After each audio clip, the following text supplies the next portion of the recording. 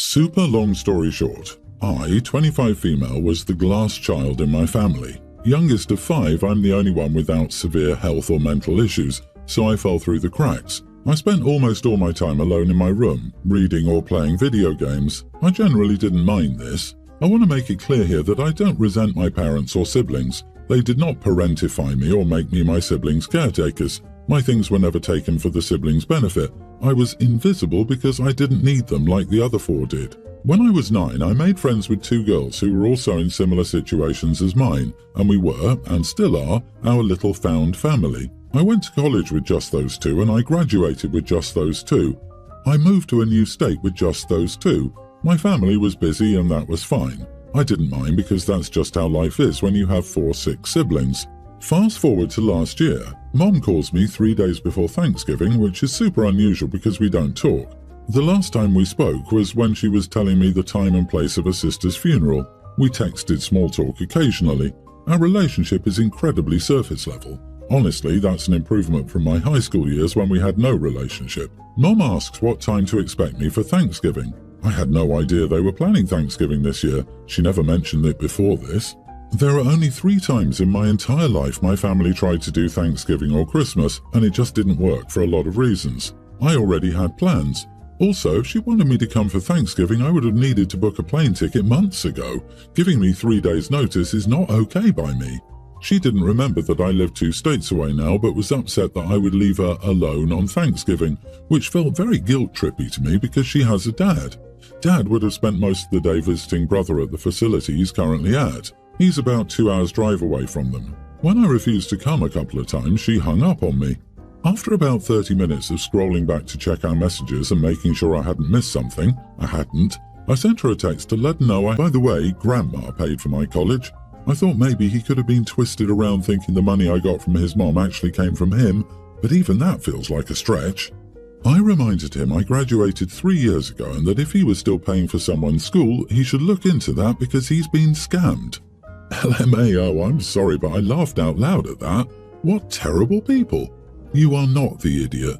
Your father is so out of touch that he forgot you graduated over 3 years ago, your mother forgot you live 2 states away, and I bet you haven't been there for Thanksgiving or Christmas for years. Their demands are unreasonable, and why are they suddenly worried about not seeing you for special occasions? They're probably starting to worry about who is going to take care of them when they get older and sick themselves. Gotta have a plan B, kid, if you know what I mean. I sympathize that the parents had their hands full with 4 sick children, but come on, how hard is it to give time to OP? This breaks my heart for OP. OP, you go live your life to its fullest. You only get one. Your parents are not your problem. Also, I'd be suspicious if I were you that brother in the residential facility probably needs a guardian assigned for when your parents are gone. Make sure they know you are not the person for the job. I'm in a bind. Early in the month, I found out I'm in the running for a promotion since someone is retiring next month. Last Friday, it was confirmed if I wanted the position, it was mine. It comes with a sizable raise and a bonus. I agreed and told my wife the good news on Valentine's Day. My wife said congratulations, and here is where stuff went downhill very fast. She asked if I would get a raise and stuff, and I said yeah. This is where she asked, so I can stop working now? I thought she was joking, so I said no. Instant tone shift and dumb me said, wait, you weren't joking? This is where she accused me of always playing around.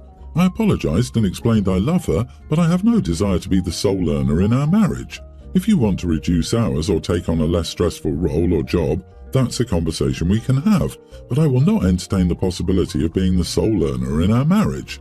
My wife was upset and asked why it was such a big deal since my new position's income would be more than what we're currently making together. I explained that we could re-look at how the bills are split and stuff, but I kindly asked her to respect that I do not want to be the only person who brings in income. She asked, do I even love her? She mentioned how her other friends have husbands who let their wives stay home. I got annoyed by this question and told her that maybe she should have married one of those guys. I do know my final comment was out of line and I did apologize for it.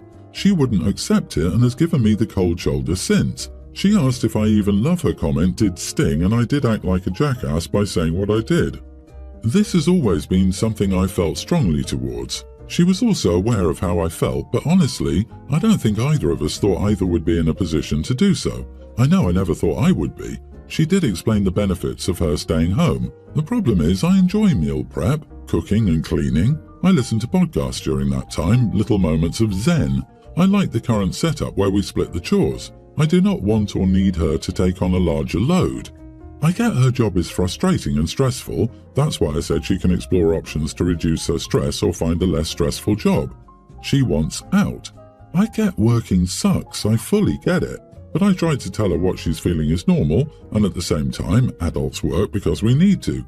This is what she told me. In this case, both of us don't need to work. Technically speaking, she's right. With my new income, she wouldn't have to work.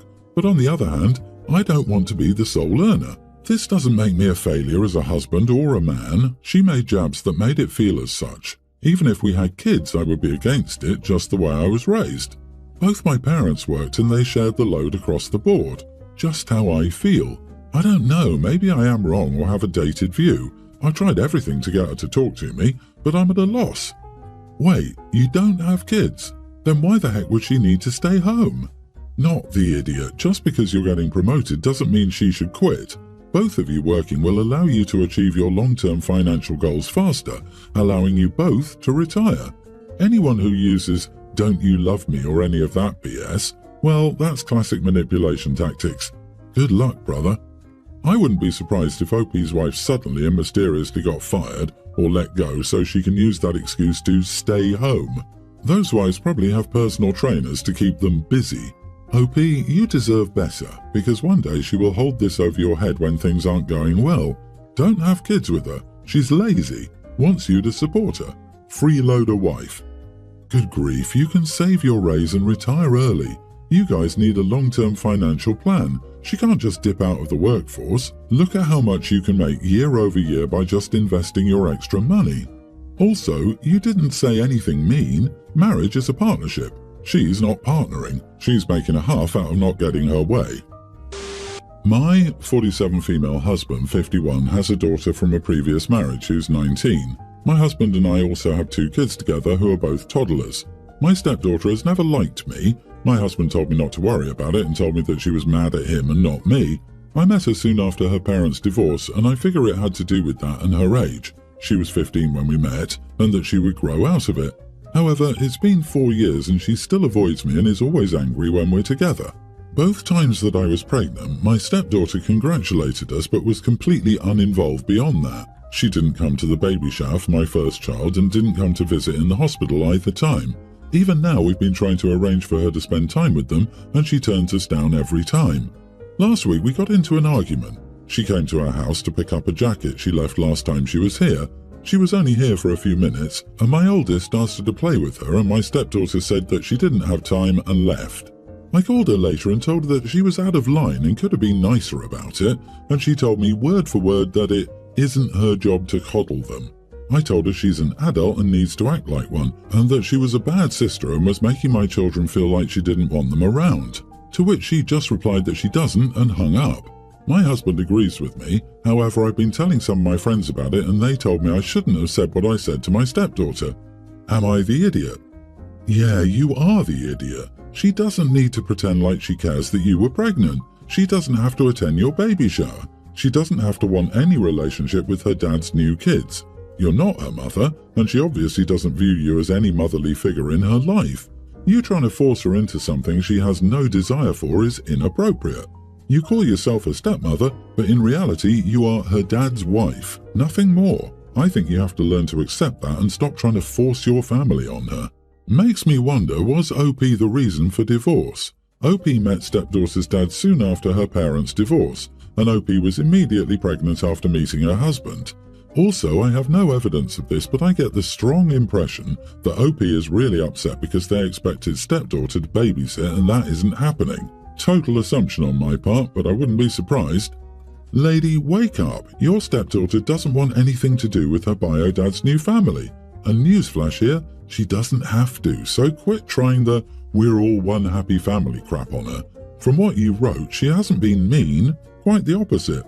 And she did act like an adult. She didn't want to play with your kid and stated so.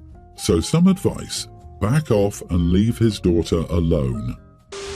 My brother was widowed young and had 2 girls at the time. They were 3 and 4 when their mom died. When they were 7 and 8, my brother married his second wife and he also became a stepfather to his wife's pre-tween daughter.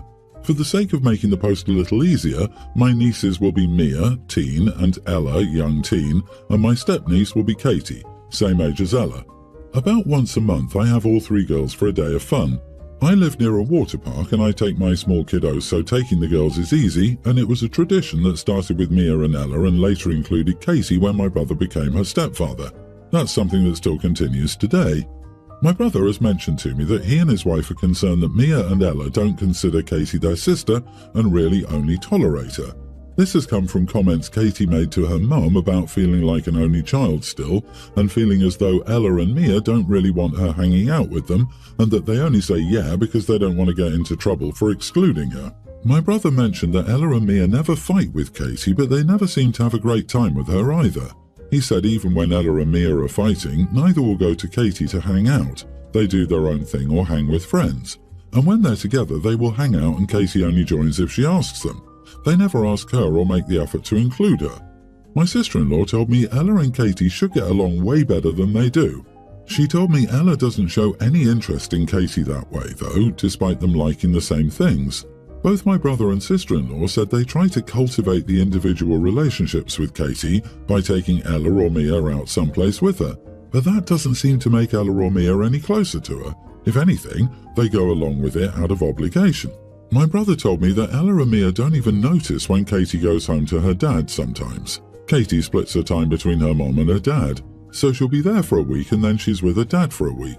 He said he never even realized how little attention they pay to Katie until recently. They did realize the closeness wasn't there, but the level at which they really don't notice her is alarming. He then told me I needed to help them out more with this. His request confused me because I already take all 3 for a fun day out once a month and I have babysat for them on occasion.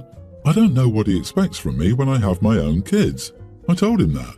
I asked him what exactly he expected me to do, and he told me I should know what he expects and I should be a little more willing to help so Katie doesn't feel like she's on her own. He told me I was intentionally being obtuse. It became more tense than I expected and it made me wonder, am I the idiot for asking him that?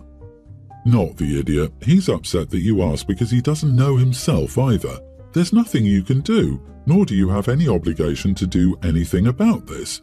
This is something your brother and his wife have to work towards.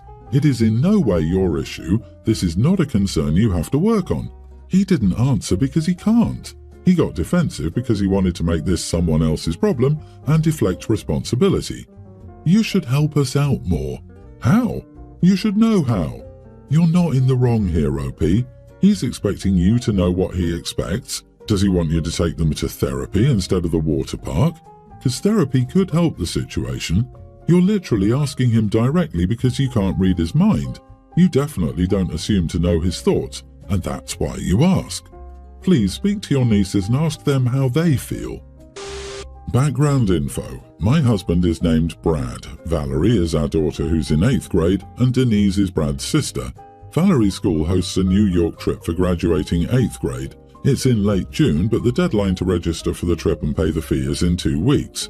The problem is, the date conflicts with the out-of-state trip we take every 2 years to visit husband's sister Denise and parents. Brad's argument is that Valerie's at an age where her friendships now will most likely fade by the time she's an adult, and Denise and her grandparents are family, so she'll regret it and realize what he's insisting on now is the right choice.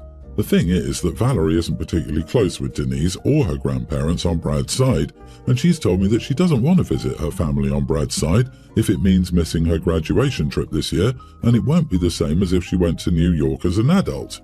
I argued my side with Brad and that Valerie will simply resent the trip to Brad's family if it means missing her graduation trip, as well as that we're all in good health and can reasonably expect that everyone will still be here when we visit again in 2 years. Brad insists that Valerie will realize when she's older that spending time with her family is the right choice, and she will be thankful for it when she's an adult. Brad and I are still on opposing sides, and I've told him that I will sign off on Valerie's graduation trip and pay the fee out of my savings regardless of what he says. Am I in the wrong for putting my foot down and making sure our daughter gets to go on this trip against Brad's wishes? Valerie has already missed so many experiences and didn't even get a 5th grade graduation because of the global issue. She's worked so hard this year to improve her grades to be allowed on this trip, and I feel we need to make up for those lost events as much as possible. Not the idiot. Valerie deserves to go on this trip. It's a once-in-a-lifetime experience that she's going to treasure forever. Your in-laws aren't going anywhere, and your daughter barely has a bond with them due to the distance. Plus, this is a semi-annual trip, and like you said, she'll see them again in 2 years when you guys go again. I was in band in high school, and every 2 years there was a big trip. It alternated between Disney and a cruise to Bermuda. My parents didn't let me go to either one as punishment for some stupid stuff. I had a Facebook account without their permission, and that's why I wasn't allowed on one of the trips. I resent the heck out of it. I missed out on incredible memories with my friends. It's essential that your daughter makes memories and builds confidence going out into the world. Send her to New York.